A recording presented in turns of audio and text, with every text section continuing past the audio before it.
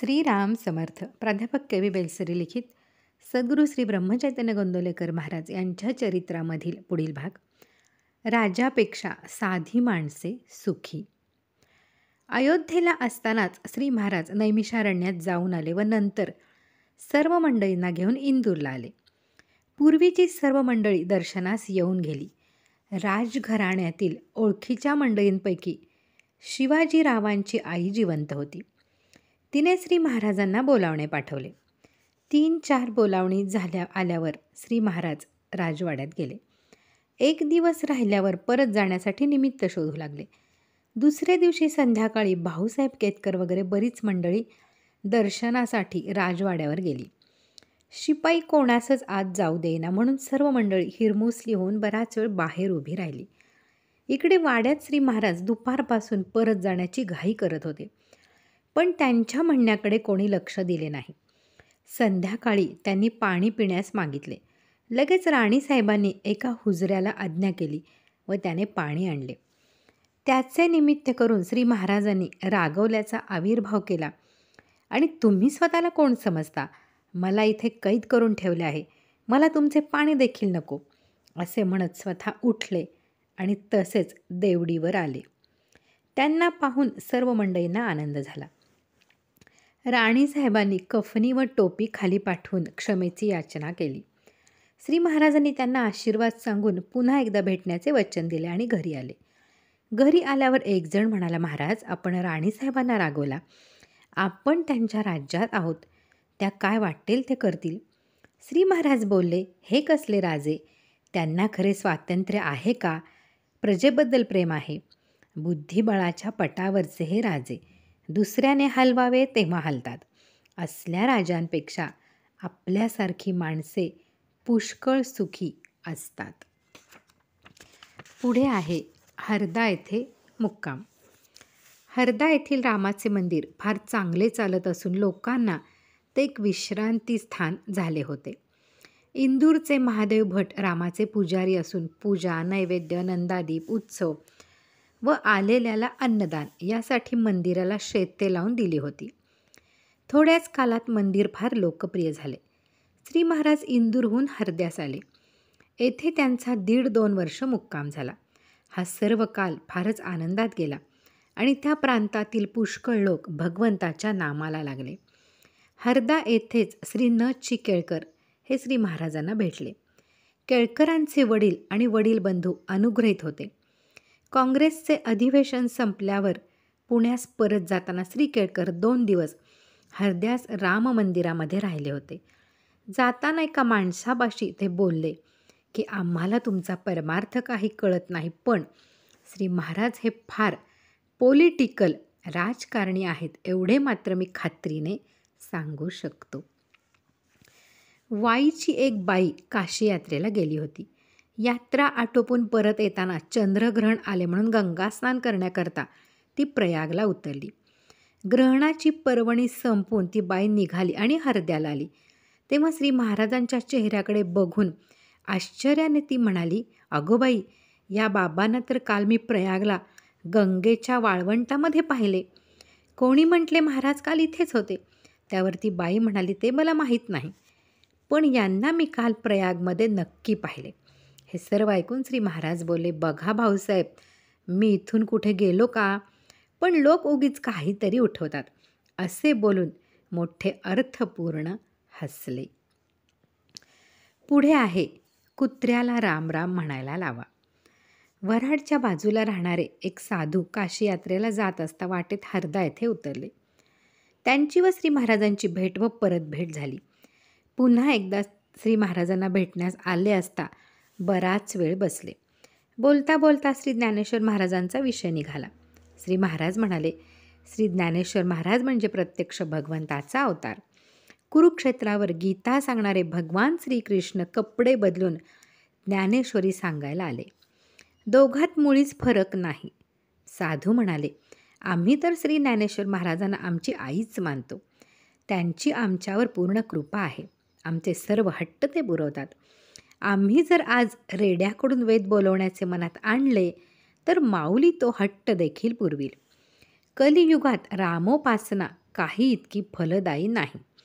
हे शब्द ऐकल्यावर देखील श्री महाराज अगदी शांतपणे व प्रेमाने त्यांना म्हणाले, छे छे, आपण असे बोलू नये. रेड्याकडून वेद वदवणे हे श्री ज्ञानेश्वर महाराजांना शक्य होते.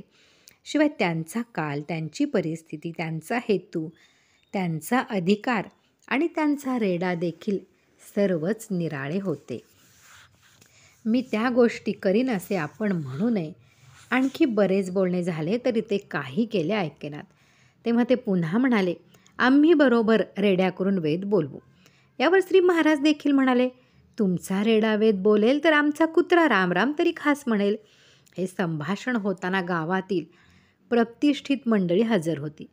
त्यांच्यात एक मोठे हुशार पण तितकेच उपद्व्यापी वकील उपस्थित होते. त्यांनी दुसऱ्या दिवशी सकाळी एक कुत्रा धरला, त्याच्या गळ्याला साखळी बांधली आणि मंदिराच्या दारात त्याला बांधून ठेवला. मग तो येऊन श्री महाराजांना म्हणाला, महाराज, मी कुत्रा आणला आहे, त्याला रामराम म्हणायला लावा. हे ऐकून व तो कुत्रा पाहून श्री महाराज मनापासून हसले व त्याला बोलले, अहो, तुम्ही वकील असून असे कसे मला करायला सांगता? काल आपले जे ठरले आहे ते तुम्ही बरोबर समजून घ्या. माझा कुत्रा रामराम म्हणेल ही गोष्ट खरी, पण केव्हा? त्याचा रेडा वेद बोलेल त्यानंतर. म्हणून तुम्ही आधी त्यांच्याकडे जा, त्यांच्या रेड्याकडून वेद बोलून घ्या आणि मग माझ्याकडे या. वकिलाला श्री महाराजांचे म्हणणे पटले आणि तो त्या साधूंच्याकडे गेला. त्यांच्यापाशी बरीच भवती व भवती होऊन मूळ मुद्द्याविषयी काहीच निश्चित निकाल लागेना, म्हणून तो निराश होऊन पुन्हा श्री महाराजांच्याकडे आला. त्यांचे म्हणणे एकच, माझा कुत्रा रामराम म्हणेल असे शब्द सर्वात समक्ष तुम्ही बोलला, ते शब्द आता खरे करा. श्री महाराजांनी त्याला परत त्या साधूंच्याकडे पाठवला. तेथे त्यांची बाचाबाची झाली व तो परत आला. संध्याकाळची वेळ होऊन दिवे लागले होते. ते गरीब बिचारे कुत्रे सकाळपासून संध्याकाळपर्यंत दारात बांधून ठेवलेले होते आणि मंदिरामध्ये रामाच्या समोर श्री महाराज आणि तो वकील या दोघांचा सारखा संवाद चाललेला होता. बोलण्याच्या ओघामध्ये त्याला गुंगून श्री महाराज एकदम म्हणाले, का हो वकील साहेब, पुराणातल्या गोष्टींवर तुमचा विश्वास आहे का? वकिलाने उत्तर दिले, छे, मुळीच नाही. श्री महाराज पुढे म्हणाले, रामाने अंगदाला रावणाकडे शिष्ठाईला पाठवले असे रामायणामध्ये वर्णन आहे. यावर वकील म्हणाले, महाराज, अहो, अंगद हा माकड होता. माकडाला माणसासारखे कसे बोलता येईल? पुन्हा श्री महाराज बोलले, परंतु राम हा भगवंताचा अवतार होता. वकिलाने उत्तर दिले, अवतार झाला म्हणून काय झाले? जनावराला बोलता कसे येईल? तेव्हा श्री महाराज हसले आणि त्याला बोलले, कसा उलटा न्याय आहे बघा. जनावराला माणसासारखे बोलता येणे अशक्य आहे असे तुम्ही एकीकडे मोठ्या जोराने सांगता आणि पुन्हा दुसरीकडे तुम्हीच कुत्र्याला राम म्हणायला लावा असा आग्रह मला करता. तुमच्या म्हणण्याप्रमाणे रामरायाला देखील जे करता आले नाही ते तुम्ही मला रामाच्या दीनदासाला करायला सांगता. हे काही सरळ विचाराला पटत नाही. यावेळी मात्र वकिलाची मती गुंग होऊन गेली. क्षणभर तो गप्पच बसला, परंतु लगेच श्री महाराजांना अडवण्यासाठी बोलला, महाराज, तो कुत्रा जाऊ दे आणि त्याचे रामराम बोलणे राहू दे. आपण हेच सांगा की श्री ज्ञानेश्वर महाराजांनी रेड्याकडून वेद बोलवले, ही गोष्ट खरी आहे किंवा नाही? श्री महाराज म्हणाले, निस्संदेह खरी आहे, परंतु माझे सांगणे इतकेच की श्री ज्ञानेश्वर महाराज हे प्रत्यक्ष भगवंताचा अवतार असल्यामुळे त्यांनी ज्या गोष्टी केल्या त्या आपण देखील करू असे म्हणणे हे अगदी अयोग्य आहे. ज्याच्यावर भगवंताची पूर्ण कृपा झाली आणि ज्याला भगवंताशी अनन्य होण्याची युक्ती साधली त्याला चमत्कारांची किंमत राहणार नाही. असे जरी खरे तरी त्याच्या हातून चमत्कार घडणार नाहीत असेही नाही. परंतु मी अमुक चमत्कार करीन किंवा मी तो आता करतो असा मान अभिमानाचे चिन्ह त्याच्याजवळ असणार नाही.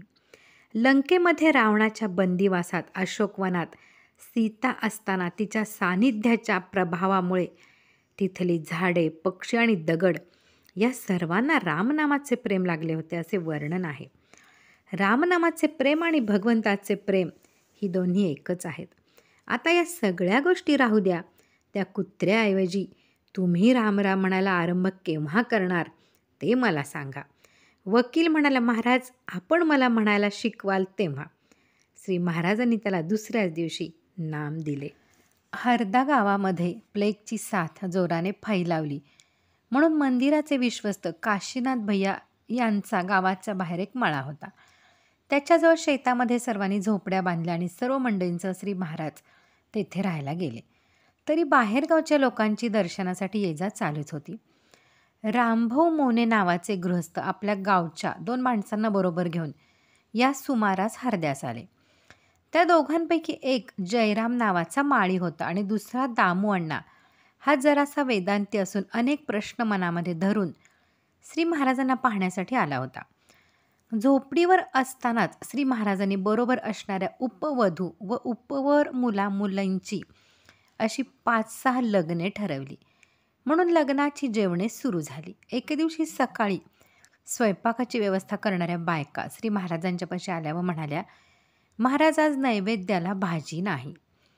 श्री महाराज खोटा आव आणून म्हणाले, तुम्ही बायका असाच का संसार करता? आता 8 वाजले आणि यावेळी मी भाजी कुठून आणून देऊ? असे म्हणून त्यांनी मळ्यात काम करणाऱ्या माळ्याला बोलावून आणले. त्याला विचारता तो म्हणाला, जी महाराज, मळ्यात सध्या कोणतीही भाजी नाही. वांगी लावली आहेत पण फक्त फूल धरले आहे, अजून फळ लागले नाही. यावर श्री महाराज बोलले, असे कसे होईल? फुले आहेत तर तिथे फळे असलीच पाहिजेत, कारण फुलानेच फळ होते ना. असे बोलून स्वतः मळ्याकडे जाण्यास निघाले व बरोबर जयराम पोते घेऊन गेला. मळ्यामध्ये वांग्यांच्या रोपामध्ये येऊन ते उभे राहिले. एकेका रोपाकडे पाहून श्री महाराज म्हणत, अरे ते पहा, पानाखाली काय आहे? जयरामने पाने बाजूला करून बघावे की तेथे त्याला चांगले मोठे वांगे दिसावे. अशा रीतीने अर्ध्या तासात पोते भरून वांगी जमा झाली. जयराम स्वतः माळीच असल्याने हा प्रकार पाहून तो थक्कच झाला.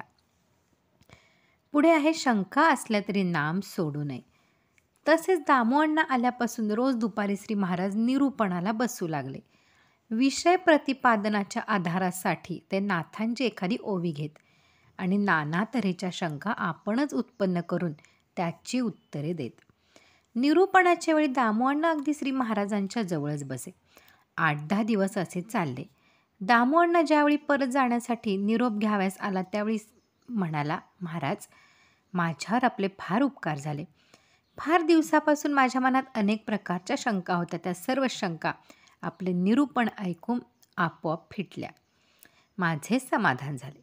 त्यावर श्री महाराज त्याला म्हणाले, शंका ही फार चिवट असते, ती मरता मरत नाही. शिवाय काही शंका आचरणाने आणि अनुभवानेच नाहीशा होतात. म्हणून मनात शंका असल्या तरी नाम सोडू नये. नाम सतत घेत गेल्याने मन स्वच्छ होत जाते आणि सर्व शंका आपोआप विरून जातात. पुढे आहे न पेलणारा हट्ट, ते आपण पुढे पाहूयात. श्रीराम जय राम, जय जय राम.